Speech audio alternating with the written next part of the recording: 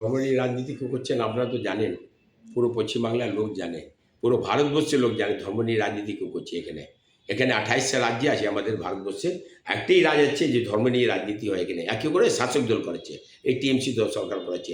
আপনি বলছেন ফারাব সাহেব আপনিও ধর্ম নিয়ে রাজনীতি করেন না, আপনি ধর্ম নিয়ে তো রাজনীতি করছেন, ধর্ম নিয়ে আপনি খেলা করছেন, মানুষকে মুসলমানকে গুলিয়ে দিলেন, মুসলমানকে আপনি ভুল বাজাচ্ছেন। আপনি যে বলেছিলেন আপনার মমতা ব্যানার্জি দিদি আপনারা বলেন, আমরা আমি দিদি বলি কেন, ট্যাটেল দিদি আছে, দিদি তো হবে না, দিদি থাকলে মেয়েদের সম্মান করতো, দিদি নেই উনি, উনি ট্যাটেল আছে দিদি, দিদি বললে সম্মানের ব্যাপার, সম্মানের জায়গা নেই উনি, কারণ উনি তো অনেক নষ্ট করেছে, মেয়েদেরকে ক্ষতি করেছে, তাহলে দিদি কিসের। যাই হোক, আপনার দিদি, আপনার মুখ্যমন্ত্রী মমতা ব্যানার্জি ধর্ম নিয়ে রাজনীতি না করে তাহলে রেড রোড কেন যায় বলুন? রেড রোডে হিজাব পরে নামাজের জায়গা কেন যায়? আপনি মুসলমান আছেন, আপনার তো জ্ঞান আছেন, আপনি কোনো আলিম সঙ্গে বসেছেন, আপনি তো জানেন আলিমকে, আলিম থেকে ফতোয়া নিন যে একটা নামাজের জায়গা আমি একটা নন মুসলিম মেয়েকে নিয়ে আসার উচিত আছে কি না, এটা ঠিক করেছি, এটা জিজ্ঞেস করবেন আপনি, কেন আপনি তো ডিভাইড আছে, অর্ধেক মুসলিম অর্ধেক হিন্দু, তাহলে আপনি কি ভাববেন? কিন্তু আপনারা জানেন যে খেলা করতে হবে, মানুষ মুসলমানদেরকে কি করে বোঝাতে হবে, একটা মুখ্যমন্ত্রীকে নিয়ে আসুন। একটা মুসলমান মেয়ে যখন যেতে পারবে না নামাজের জায়গা, আমাদের মসজিদ ঈদের নামাজ যে কোনো নামাজে মুসলমানের মেয়ে যেতে পারবেন না, আপনি নন মুসলিম মেয়ে কি করে চলে গেছেন, আপনার সমর্থনতে আপনি কি করে নিয়ে গেলেন? আপনারা জ্ঞান নেই, আপনারা কোনো আলিম থেকে মশওয়ারা করলেন না, কোনো আলিম থেকে জিজ্ঞেস করলেন না যে এটা ঠিক আছে কি খারাপ। কিন্তু আর আপনি জানেন আপনারা রাজনীতি করছেন, তো মুসলমানদের কাছে আপনি নিয়ে যাচ্ছেন ঈদের সময়, কেন মুসলমান দেখবে একটা মমতা ব্যানার্জি আমাদের ঈদের সময় এসেছিল, কিন্তু একটা রাজনীতি করাচ্ছেন আপনি ধর্ম দিয়ে, আর আপনারা বলছেন ধর্ম যে আমাদের রাজনীতি নেই। আর শুনুন, এই মুখ্যমন্ত্রী বলেছিলেন মিডিয়া মাধ্যমে যে আমি ওয়াকাপে আমি করতে দেবো না, এখানে পশ্চিমবাংলাতে ওয়াকাপ আমি করতে দেবো না। এবার ওয়াকাপে এরকম চাপ দিয়েছে, কিছু কম সময়তে বলে সব পেপারগুলো আমাকে জমা করতে হবে। কেন? ধর্ম নিয়ে রাজনীতি কে করছে? এটা তো আপনি বলুন, আপনি একটা মেয়রে আপনি বলুন যে আপনি এবার বলুন মুখ্যমন্ত্রীকে যে আবার আপনি তো মুখ দিয়ে বলেছিলেন যে আমরা ওয়াকাপ করতে দেবো না, আর আপনি বি বলেছিলেন অনেক জায়গা আপনি বলেছিলেন যে আমি ওয়াকাপ করতে আমরা দেবো না, ওয়াকাপে কোনো টেনশন নেবে না, এনআরসি করতে দেবো না, আমার টেনশন নেবে না। কিন্তু এটা সব হচ্ছে, তো কোথায় গেলেন আপনারা, কোথায় আছেন আপনারা? চোখ বন্ধ করে দিয়েছেন, কানটা বন্ধ করে দিয়েছেন, মুখটা বন্ধ করে দিয়েছেন, কেন? আপনারা জানেন যে এবার তো বলতে হবে না, এবার তো আমার তো কিছুটা চেঞ্জ করতে হবে, না করলে তো আমি তো জেলে চলে যাব। যদি আইন যদি ভাঙে, ওয়াকাপ যদি আমি যদি না করতে দিই, তাহলে আমাকে জেল যেতে হবে। ফরহাদ ভাই জানে, আর মমতা ব্যানার্জি भी জানে যে আমাদেরকে জেল যেতে হবে।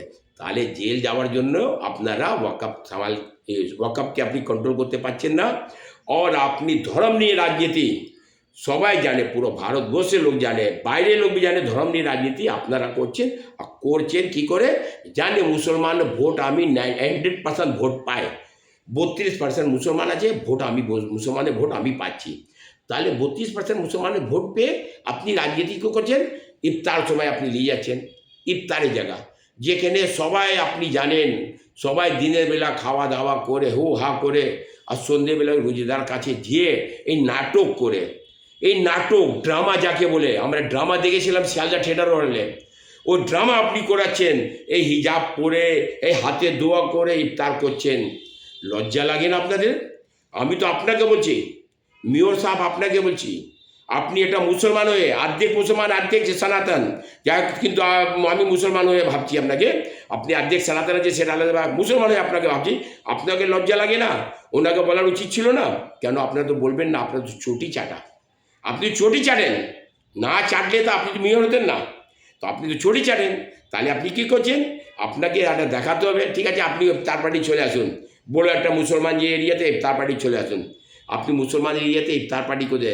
আর এ সরস্বতী পূজা ছিল, সরস্বতী পূজাতে এই স্কুলে পুজো করতে দিল না, তখন আপনারা বললেন না, তখন বললেন না যে আপনি সরস্বতী পুজো করতে দিন, আপনি দু একটা স্কুলে আপনি যেতেন সরস্বতী পুজোতে, আপনি না, কিন্তু আপনি জানেন মুসলমান তো ভোট আমি 100% মুসলমানের ভোট পাই, আর ওই ভোট দিয়ে আমি সরকার চালাচ্ছি, তো এই সরকারের জন্য আমাকে ইফতারের সময় যেতে হবে হিজাব পরে, ঈদের সময় আমাকে যেতে হবে হিজাব পরে, আবার ওইখানে ইজতেমা হচ্ছিল।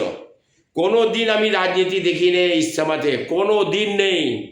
আমার আজকে অনেক বয়স হয়ে গেছে, কোনো দিন দেখিনি ইজতেমাতে কোনো রাজনীতি। ওখানে আবার যে ফারহাদ হাকিম সাহেব বলছে সব মমতা ব্যানার্জি করেছে, এইরকম করেছে ওরকম করেছে। ইজতেমাতে একটা পয়সা বাইরে লাগে না। ইজতেমাতে যে খরচ হয় সেই ইজতেমা কমিটি যে আছে, আলিম আছে, মুফতি আছে, এরা সব মিলে অ্যাডজাস্টমেন্ট করে খরচা করে, একটা পয়সা কোনো বাইরে লাগে না। কিন্তু ওইখানে আপনি রাজনীতি করছেন, তাহলে ধর্ম রাজনীতি কে করছেন বলুন ফারাজ সাহেব? ধর্ম রাজনীতি কে করছেন? আপনারা করছেন। ধর্ম নিয়ে রাজনীতি আপনারা করছেন। কোনো বাইরের দল নেই, কোনো বাইরের লোক নেই, কোনো জাত নেই, শুধু আপনারা টিএমসি সরকার, চোর সরকার আপনারা করছে যে ধর্ম রাজনীতি। আপনারা বলছেন না ধর্ম রাজনীতি আমরা করি না। আপনি যখন আসবেন না তো তখন আপনি দেখবেন টুপি পরে আপনি কোনো জায়গায় মিডিয়া করছেন, টুপি পরে আপনি বলবেন আমি ইমানওয়ালা লোক আছি। বারে ইমানওয়ালা লোক ওয়াকাফে জায়গা বিক্রি করে দিচ্ছেন, ইমানওয়ালা লোক কর্মস্থান বিক্রি করে খাচ্ছেন। আরে আপনারা বুঝে কে বিক্রি করেছে? মিয়র ফারহাদ হাকিম, জনাব ফারহাদ হাকিম সাহেব, যাকে বলে ইমানওয়ালা লোক। খুব ভালো বলে, ওনার কথাটা খুব ভালো লাগে।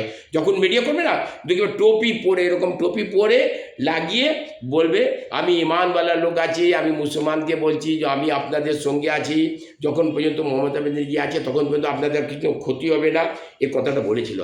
কিন্তু এর আগে 2011 থেকে মুসলমান এখানে ছিল না পশ্চিমবাংলাতে।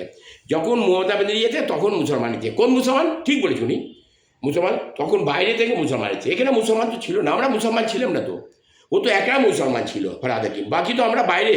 আমরা তো এখানে মুসলমান ছিল, তখন হিন্দু ছিলাম। তখন মমতা ব্যানার্জি আছে তখন আমরা মুসলমান হয়ে গেছি। কেন মমতা ব্যানার্জি মুসলমান করছে তখন মানে সে বাজে কথা বলে না, মানে লজ্জা লাগে না, আমাদের রাগ হয়। ওকে তো লজ্জা লাগে না, কিন্তু আমাদের শুনে রাগ হয়। আপনি কর্মস্থান বিক্রি করছেন, ইমানওয়ালা লোক, বাহ রে বাহ, কত ইমান আপনার মজবুত আছে, আপনি কত বড় মুসলমান আছে। কর্মস্থান বিক্রি করে বিল্ডিং করাচ্ছেন, ওয়াকাফে জায়গা বিক্রি করে খাচ্ছেন, কত বড় ইমানওয়ালা লোক। আপনি মুসলমানকে কী দিয়েছেন? কোনো চাকরি দিয়েছেন মুসলমানকে? ওয়াকাফ থেকে কোনো ঘর দিয়েছেন মুসলমানকে? ওয়াকাফ থেকে কোনো মেয়ের বিয়ে করাচ্ছেন মুসলমানদের? কোনো জায়গায় কিছু পায়নি, কোনো পায়নি। কিন্তু আপনি দেখাবেন আমি মুসলমানকে অনেক সাপোর্ট করেছি, মুসলমানদের জন্য আমার মুখ্যমন্ত্রী অনেক চিন্তা করি। তাহলে এই চিন্তা শুধু রমজানে আপনি আসবেন ইফতার খেতে, আর ঈদের নামাজের সময় আপনি আসবেন নামাজে জায়গা, এইটা হলে উন্নতি, আর কোনো উন্নতি নেই। শুধু ওয়াকাফ আপনারা খেয়েছেন, ওয়াকাফ দিয়ে খেয়েছেন। একটা জিনিস আমি বারবার বলছি, একটা জিনিস খুব খারাপ লাগছে, বলছে এই আমাদের মুসলমান কি করে চুপচাপ আছে, আমি এটা চিন্তা করছি। মুসলমানের কবরস্থানটা বিক্রি করে বিল্ডিং হচ্ছে, এটা মুখ্যমন্ত্রীকে আপনারা কিছু বলছেন না। এই ফারহাদ হাকিম যে মেয়র বলছে আমি মুসলমান আছি, ইমানওয়ালা লোক আছে, ও মেয়রকে বলছেন না যে আপনি কবরস্থান বিক্রি করে স্যার আপনি কি করে বিল্ডিং করতে দিয়েছেন? এই ওয়াকাফে কবরস্থান ছিল, ওয়াকাফের জায়গা ছিল, তাহলে আপনারা ওয়াকাফ কী করে সেভ করবেন? ওয়াকাফের মাল তো আপনারা খাচ্ছেন।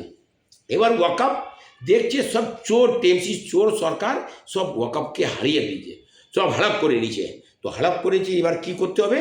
তাহলে এই সেন্ট্রাল গভর্নমেন্ট নিজের হাতে নিয়েছে, ওয়াকাফ নিয়ে নেই, নিজের হাতে কন্ট্রোল করেছে ওই জায়গাটা, যে আমার হাতে থাকে, সেন্ট্রাল গভর্নমেন্টের হাতে থাকবে, ও দেখবে কীভাবে। কেন এরা রাজ্য দিয়েছে, রাজ্যতে বিক্রি করে করে প্রচুর পয়সা কামিয়ে নিয়েছে।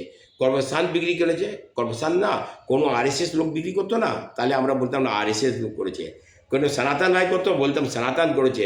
কোনো রাষ্ট্রীয় হিন্দু বজরং দল বলতো, তাহলে আমি বলতাম হিন্দু জাগরণ মঞ্চ বলতো, তাহলে আমরা বলতাম না হিন্দু জাগরণ মঞ্চ করেছে। কেন কেউ করলো না, ওই ইমানওয়ালা, ওই মুসলমান যার নাম আছে ফারহাদ হাকিম, যে বিল্ডিং করছে সেই মুসলমান, যে কাউন্সিলর আছে সেই মুসলমান, যে এমএলএ আছে ওখানকার সেই মুসলমান। কিন্তু আপনি বলতে মুসলমান করেন, মুসলমানের কবরস্থান খেয়ে নিচ্ছেন, মুসলমানের জায়গা খেয়ে নিচ্ছেন, মুসলমানের মাঠ খেয়ে নিচ্ছেন।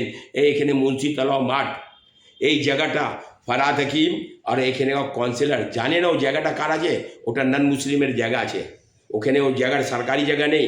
ওই জায়গাটা নিয়ে আপনি পাম্প করাবেন, কেন করাচ্ছেন? পাম্প বসাচ্ছেন ওখানে, জানে পাম্প বসিয়ে আমার কাছে কিছু টাকা আসবে, 10 কোটি পাস হবে তো 5 কোটি আমার কাছে আসবে, 5 কোটি আমি খরচা করতে দেবো। কিন্তু ওটা তো হবে না। তো কাউন্সিলর জানে, মেয়র বিয়ে পাবে, জানে আমি ওপেনিং করতে যাব, আমি কিছু পাবো। তো এইসব নিয়ে এরা নাটক করে মুসলমানকে ঠকাচ্ছে, কে মুসলমান, বাইরে লোক ঠকাচ্ছে না। কোনো আরএসএস, আমি বারবার বলছি আরএসএস কোনো ঠকাচ্ছে না, কোনো হিন্দু দল ঠকাচ্ছে না, কোনো বিজেপি ঠকাচ্ছে না, ঠকাচ্ছে কে? এই মুসলমান শাসক দল।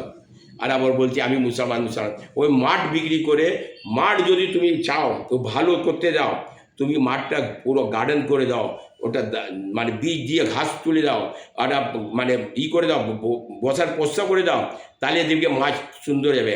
এখন পাম্প বসাবে, পাম্প একটা বাহানা আছে, একটা ড্রাম আছে, পাম্প বসানে, পাম্প দিয়ে আমি টাকাটা তুলতে পারবো, পয়সা গভর্নমেন্টে পয়সা খেতে পারবো, মেয়র বি খাবে, আমি খাবো, সব খাবো।